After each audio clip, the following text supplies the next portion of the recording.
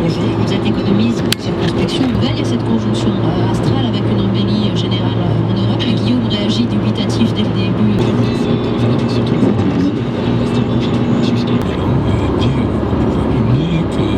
Les institutions musulmanes, attention, la réalité est dangereuse. Il y a un danger latent, ça peut exploser. Vous allez dans ces brasiers et vous portez ce message. Vous, en tant que juif, vous vous engagez à apporter une bonne image du musulman. Ce devrait être réciproque, c'est ce que vous demandez aussi. Alors, effectivement, cette quelques points, je vais élaborer. Est-ce qu'il n'y a pas une possibilité de prendre motiver des gens à faire ça un peu partout en France pour justement amener au dialogue et pas comme une C'est plusieurs heures à Kiev. Ministre Bernard Petit est depuis hier soir mis en examen pour violation du secret de l'instruction, placé sous contrôle judiciaire, a interdiction d'exercer ses fonctions et doit être remplacé dans la journée par le patron de la police judiciaire de Marseille, Christian Sainte. 2 autres hommes sont mis en examen, tous soupçonnés d'avoir transmis des informations concernant l'enquête dans laquelle sont impliqués l'ancien chef du GIGN, Christian Proto, et celui qu'on a appelé l'escroc des stars, Christophe Rocancourt. Voilà ce qu'en dit Jean-Paul Maigret, secrétaire national du syndicat indépendant des commissaires de police. Aujourd'hui, on ne parle pas de quelqu'un qui aurait donné des informations à un journaliste. On ne parle pas de quelqu'un qui aurait donné des informations à d'autres policiers, à des collègues. On parle de quelqu'un qui est suspecté par des magistrats d'avoir sciemment donné des informations au fin de faire capoter des enquêtes. Handball se retrouve menacé d'être renvoyé en correctionnel, notamment les frères Karabatic, suite de cette enquête sur des soupçons de match truqué il y a près de 3 Que quand on passe 12 jours chez sa mère, puis un week-end chez son père. Ouais. Il suffit de compter sur ses doigts. Le problème, c'est que quand on est petit, on n'a pas les capacités mémorielles pour se souvenir de l'image de l'autre parent. Par exemple, si on est une semaine chez... Entier, ça n'a pas l'air de vous gêner du tout que dans le système le plus répandu, l'enfant passe 12 jours chez sa mère, ne voit pas son père pendant 12 jours, et ça pose aucune question. C'est-à-dire que le repère pour les enfants, c'est d'abord la maman. Imaginons que le papa est la résidence principale. Moi, ça m'a... Non, c'est pas du tout ce que nous demandons. Ça m'arrive. C'est de la caricature. Vous êtes en pleine caricature, déjà. Un exemple. Ça m'arrive même d'appeler un père pour lui demander de demander la résidence parce que la maman est très instable ou fragile. Eh bien, c'est pareil. Si l'enfant a une vie stable chez son papa, eh bien, il faut continuer de politique.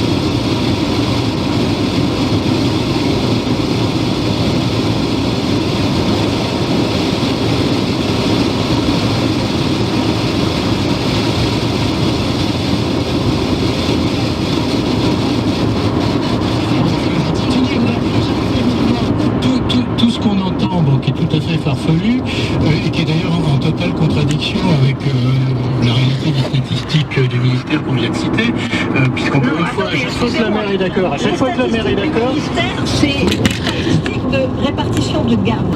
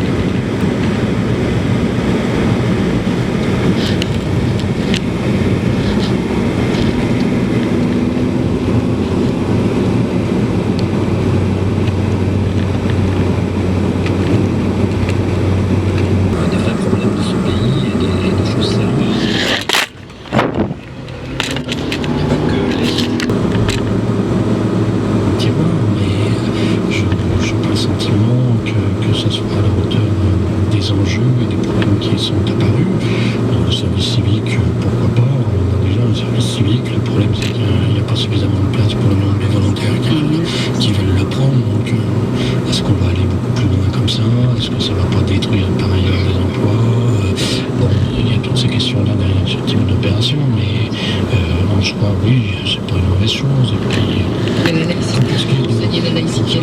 D'enseigner la laïcité à l'école, excusez-moi, mais je pense que c'est vraiment pas en donnant un cours ex cathedra supplémentaire aux gamins, aux jeunes qu'on va faire changer les choses. Le problème, c'est de faire vivre vraiment la démocratie et la République à l'intérieur des écoles, en avoir un vrai débat, enfin un vrai apprentissage du débat démocratique.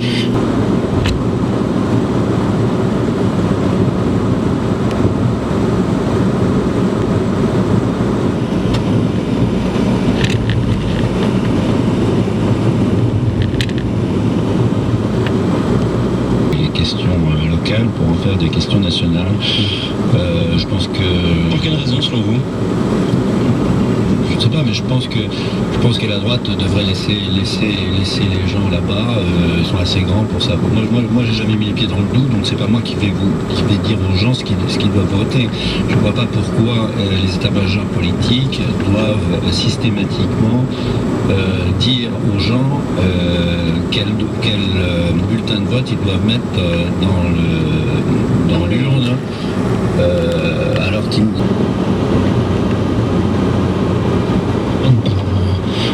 Le spectacle un peu pitoyable auquel on a assisté, et l'incapacité à se mettre d'accord sur une position qui était très productive. Je pense qu'en isolant le Front National, on se bat pour sa survie, affirme le vice-président américain Joe Biden, qui a rencontré tout à l'heure le président du Conseil européen à Bruxelles. Il accuse la Russie d'escalade et Vladimir Poutine d'ignorer tous les accords signés. Une grande manifestation en Jordanie, des milliers de personnes dans la rue pour dénoncer l'exécution d'un pilote jordanien au cœur de l'histoire. C'est la nouvelle grande biographie Fayard, le P12 de Pierre Milza vient de paraître. Franck Ferrand saisit l'occasion de rouvrir un des dossiers les plus brûlants de l'histoire contemporaine. Bonjour Franck. Bonjour Céline, bonjour à tous. Le pape Pie XII, proclamé vénérable par l'Église, en attendant une possible béatification, n'en est à propos d'un certain nombre de choix opérés par le Vatican pendant la Seconde Guerre mondiale. Sur ce point, comme sur bien d'autres, épidermique, dans un sens ou dans un autre. Et puis tout à l'heure, à la fin de l'émission, vous répondrez à la question de Sonia. Elle nous l'a envoyée via le compte Twitter de l'émission sur l'origine des mercenaires suisses que l'on voit apparaître à plusieurs époques de l'histoire. Et à ne pas confondre avec la garde suisse pontificale, justement, dont je parlais l'autre matin chez Thomas Soto. Pour le moment, l'heure est venue de tirer, d'ouvrir le dossier, en quelque sorte, j'allais dire de tirer sur la boucle, de desserrer la couverture. Encouragement dans ce sens. Alors d'abord, essayons peut-être de faire connaissance avec ce personnage, et plutôt qu'avec le pape Pie XII dans un premier temps, avec l'homme que dissimule ce nom de règne, le Romain Eugenio Pacelli. Je dis romain parce que, oui, Eugenio est né à Rome en 1876.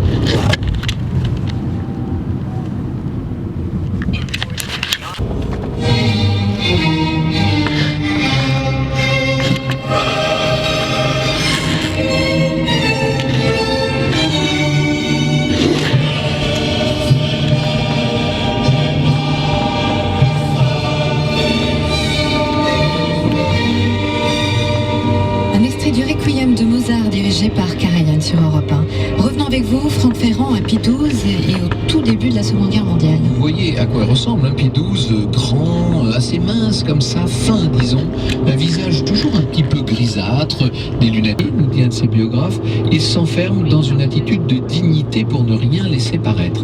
Michel de Saint-Pierre a eu l'occasion de le croiser, de le rencontrer, et il écrivait, il parlait d'une extraordinaire autorité qui se dégageait de ce personnage en effluve magnétique, et cependant, précisait-il, la bonté baignait constamment ce visage et l'accompagnait comme le faisceau d'un projecteur qui se fut déplacé avec lui. La mémoire de ce nouveau pape Pie XII est exceptionnelle, ça lui permet de prononcer ses grands discours sans une seule note, dont Pacelli a été témoin et acteur depuis sa nonciature mutuelle. Alors, l'Église, évidemment, a été constamment aux premières loges de toutes les évolutions des années 30 et à ce qu'on a appelé la course à la guerre. Bref, c'est le morcellement de la Tchécoslovaquie. Pie XII va essayer de renouer le dialogue avec Hitler. Il propose de lancer une grande conférence avec l'Allemagne, l'Angleterre, l'Italie, la France, la Pologne, une grande conférence de paix, sauf qu'on a déjà donné à Munich en septembre 38, on n'a pas envie de recommencer, bien entendu. Le 22 mai 39, c'est la signature du pacte d'acier entre l'Italie fasciste et l'Allemagne. Moindre l'Allemagne et l'Angleterre à négocier pour éviter un affrontement.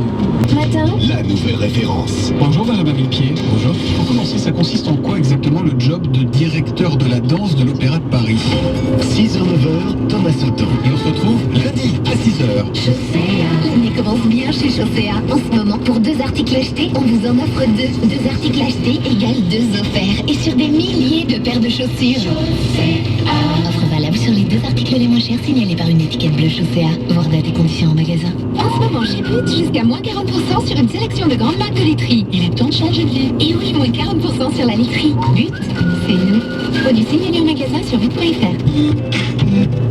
Pendant les jours plus de Citroën, Citroën C4 Picasso HDI Sélection, plus la climatisation automatique, plus le système audio MP3, plus les radars de recul, plus les jantes alliage 17 pouces, plus Citroën.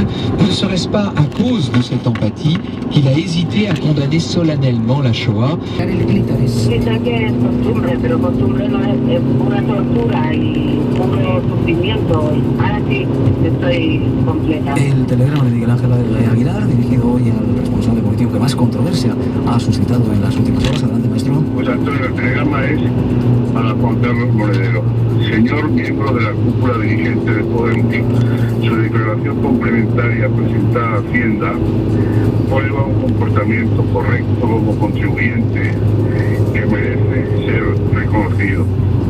Pero, saldadas esas cuentas, el interés se centra más que en el importe contratante. ¿Piensa Monedero que los modos de Allende de los mares serán válidos aquí? Miguel Ángel Aguilar, que volverá con nosotros el lunes, con mejor voz. Fin de semana, seguro que muchos de ustedes tendrán que pasar por el surtidor. Malas noticias, la gasolina y el gasóleo registran los precios más altos en lo que llevamos de año. Nivel de Mizoso. La gasolina de 95 está hoy de media en Península y Baleares a 1,19 € el litro. El gasóleo a 1,11. Son datos de la página web del Ministerio de Industria. El petróleo Brent empezó a subir el pasado 14 de enero. 10 de la tarde, 38 minutos. Es verdad que la consultoría internacional se paga muy bien, eso es una realidad. Y lo segundo es que te pagan cuando pueden o cuando quieren. Claro, coincide que es un trabajo de mucho tiempo y en ese momento concreto es cuando se hace el desembolso y por eso parece también que están abultados. Pero fíjese usted, hay una cosa de fondo. Antes de que ya rectifique la secretaria, tratando de modificar sus declaraciones, aumentando ingresos o reduciendo gastos. Lo que no es habitual es cambiar el sujeto de la declaración. Es decir, aquí el hecho significativo es que la complementaria afecta a la persona física en relación con una declaración previa presentada por la sociedad. Eso es el elemento distintivo y realmente es el gran problema que la norma es fundamentalmente científico. Como también es científico que se hayan conocido los datos vinculados a un contribuyente que está prohibido por ley que los funcionarios de la agencia tributaria los divulguen. Pues señor Jaraba, muchísimas gracias por estar con nosotros en directo y explicarnos también estas cosas que son complicadas de entender. Un cordial saludo y buenas tardes. Bueno, esta mañana estuvo aquí en la serie directo Hoy por Hoy la hasta ahora candidata de Izquierda Unida a la presidencia de Madrid. Tania Sánchez insistió en que no entre sus planes políticos incorporarse a Podemos y sobre las palabras de Cayo Lara, el coordinador general, que sí sabía Cayo Lara que ella pensaba marcharse. Cayo Lara lleva desde Navidad sabiendo que si no intervenían con la situación de Madrid, que si no ganan.